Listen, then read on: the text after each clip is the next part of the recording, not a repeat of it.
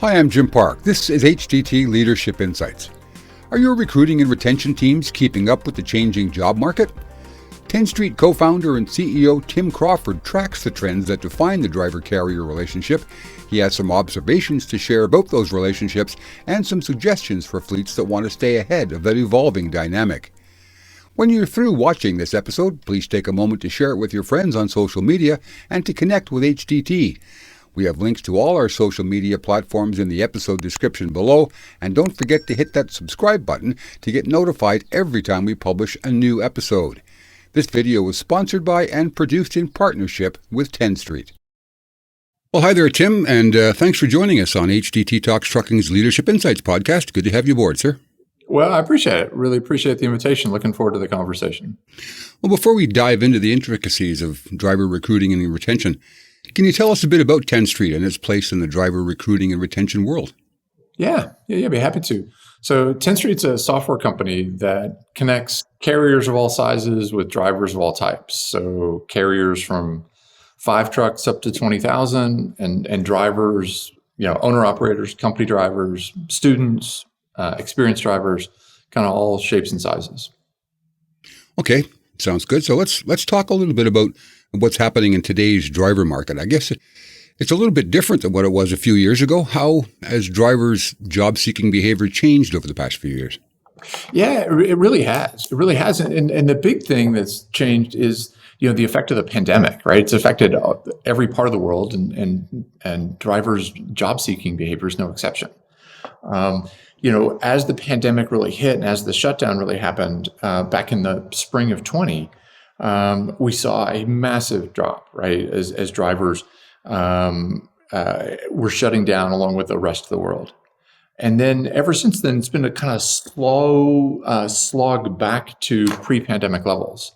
And so it feels like, drivers are still hard to find. But there are more drivers sort of looking for work today than we've seen since before the pandemic started. So we've got a really tight driver market now. We have had for a while. That's a given. So from the fleet's perspective, does that tightness make them more likely to hire the first driver that they talk to or the first one that comes through the door, or can they still afford to be selective? Should they afford to be selective about who they hire?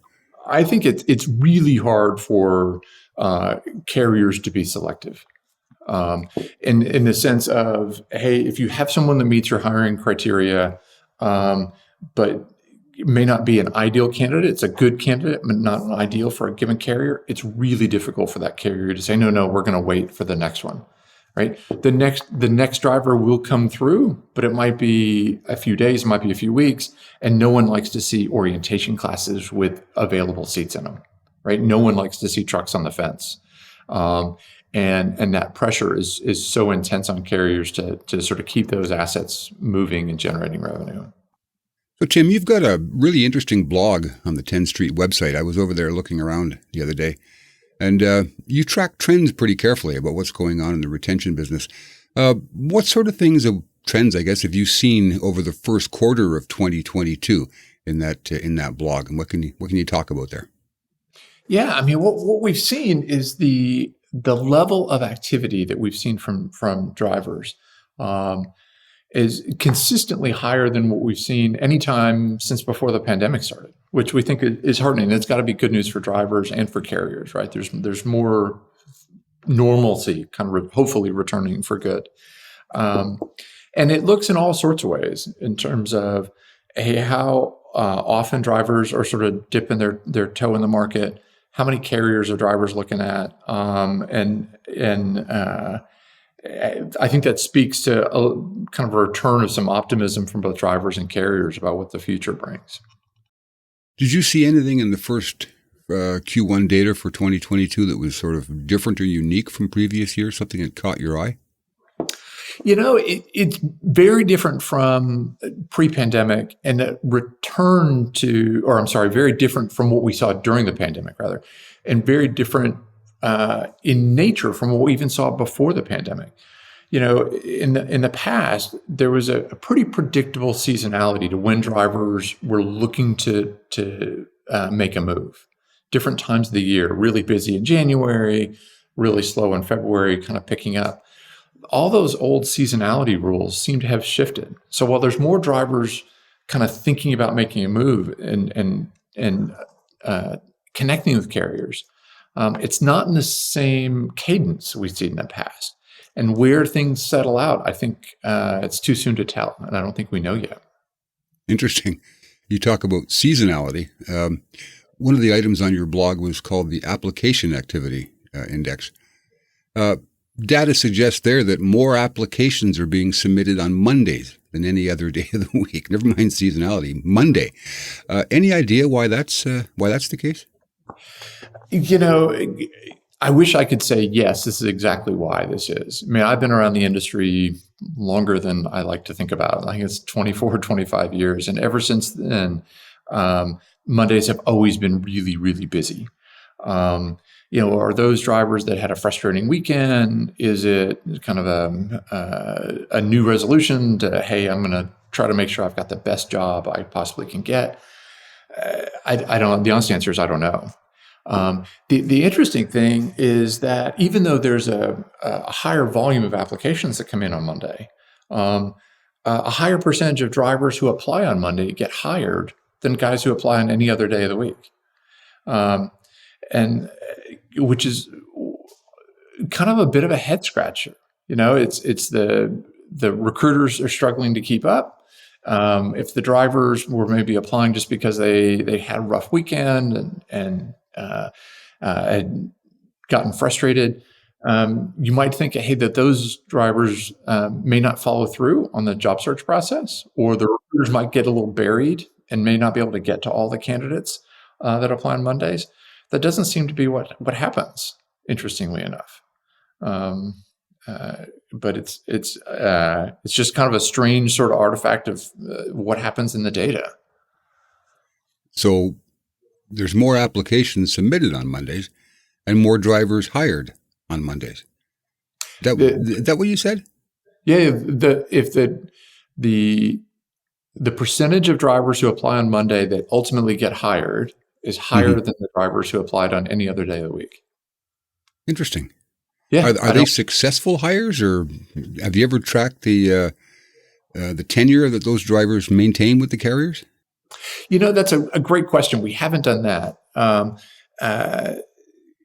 But that's a really interesting question. But it would be interesting to follow that driver to see if, the move that they made turned out to be the right move and they went on to a better job and a better carrier with a longer, better relationship. It would be. I mean, one of the things that we see is on average, drivers at least dip a toe in the water of the job market about twice a year. And that's been pretty constant over time with a really wide distribution. There's drivers who are applying for work every month. There's also drivers who apply, every 2 or 3 years. But on average, it's a couple times a year. And would that be drivers who are satisfied with their job? They're just kind of testing the winds? So Yeah. no, not necessarily any indicators that they're about to quit if you're the carrier. Drivers are just seeing what's out there. Yeah, I think you're exactly right. I think it's there's so many variables that move around, right? Which fleets have freight, pay packages are constantly shifting, benefits packages are constantly shifting. And I think drivers are just trying to experiment and just test the waters, just see what the possibilities are. Okay, well, let's talk about things from the carrier side here for just a second. What sort of approaches have you seen carriers taking that seem to be proving the most successful for them? Yeah, I think the first one is speed. Absolutely, the first one is speed. The faster a carrier connects with a driver, the better their odds of converting that driver from an applicant to a hire or an applicant to an active driver. And by speed, I don't mean hours, I mean minutes, right? If a carrier connects with a driver within 5 minutes of an application being submitted, they're twice as likely to hire the driver. And that's really, really important. So minutes matter. The second comment I would make is days matter. Carriers whose overall hiring cycle is 5 days, 7 days from start to finish, hire at a much, much higher rate than carriers whose hiring cycle happens 15 to 20 days. That's absolutely true. And then the third thing that is, I don't know about you, but when somebody's trying to, market to me, sell me, I don't like to think of myself as a kind of a demographic to be reached. I kind of like to think of myself as a person. And the carriers that very, very quickly make a personal individual connection with that driver, whether that's around how their home time works in a way that makes sense for that driver, and really listens to what that driver wants as an individual, tend to have more success. Okay. Well, before we wrap up things here, Tim, we're coming up on our time limit.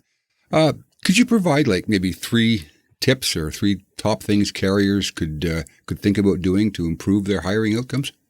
Yeah. I mean, I think the first one is to look at the whole process from the driver's perspective. If most of your drivers are applying via phone, which they are, what does that look like? Right? Is from the first contact on whatever advertising source you're using, all the way through agreeing an orientation date? How easy is that process from a driver's perspective to manage? What are those follow-on requests that recruiters and processors are making? How easy is that for the driver to comply with? A lot of times, kind of decisions get made years ago, and they just kind of accumulate, right? And all of a sudden, when you take from a driver's perspective, it's hard to navigate, and it's slow, and it's I didn't know we were doing that, or I didn't know that process came up that way on a phone, right? Put yourself in your driver's position. Number one. Number 2 would be look at things from a compliance and regulatory perspective, which isn't a lot of fun, admittedly. But there's lots of risks out there around compliance, both relative to nuclear verdicts as well as compliance with all the hiring laws. It's not a lot of fun, but it can definitely get you into trouble, right? And make sure you're straight on that would be kind of the second. And then the third would be, hey, once you have those things buttoned up and you feel good about your process, find the right way to communicate those changes to the recruiting and processing teams, right? Whether it's one person or a team of people, and make sure you've got a way to measure how you're doing against those things. Hey, is this really working for drivers? Are we really following this process consistently? And because having the best process in the world that only gets followed 40% of the time isn't going to do you a lot of good. And that's way easier said than done. But those are kind of the big 3. Okay, well, I think that provides our viewers and listeners a bit of a takeaway. I thank you for that. Appreciate it. And thanks, too, for joining us on the podcast there, Tim. We've been talking to Tim Crawford. He's the CEO of Tenstreet. Appreciate your time, sir. Great insights, and we'll talk soon.